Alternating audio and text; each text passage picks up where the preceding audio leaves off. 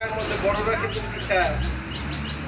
এতে করে বোঝা গেল যে আল্লাহ তাআলার হুকুমের প্রতি, রাসূলের আদর্শের প্রতি আমাদের তেমন কোনো মাথা ব্যথা নাই। এই যে মাথা ব্যথা নাই, এই মাথা ব্যথাটা কিন্তু একটা সময় আমাদের মাঝে আসবে।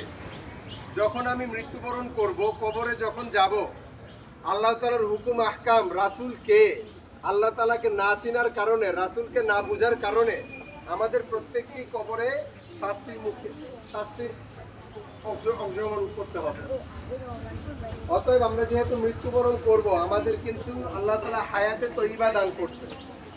মৃত্যুর আগে আমাদেরকে ইসলামের সঠিক বুঝ আমাদের ভিতরে পরিপূর্ণ আকারে ধারণ করতে হবে।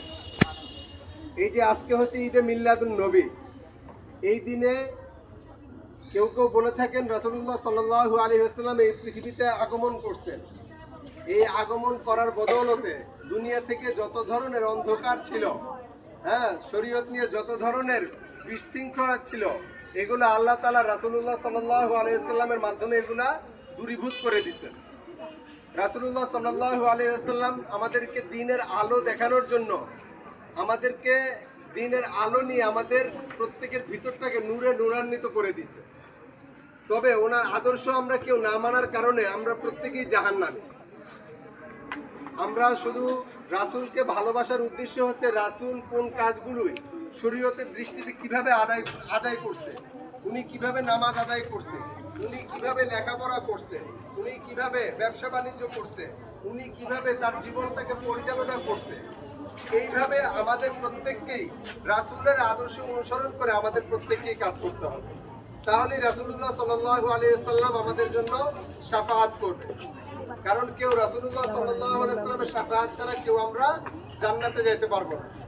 এই জন্য আমরা বেশি বেশি আল্লাহ তাআলার হুকুমগুলি আমরা মানার চেষ্টা করব, 5 ওয়াক্ত নামাজ আদায় করার চেষ্টা করব, বেশি বেশি দুরূদ পাঠ করার চেষ্টা করব এবং সদা সৎ পথে জীবন যাপন করার মতো আমরা চেষ্টা করব এবং বেশি বেশি কোরআন তেলাওয়াত করব।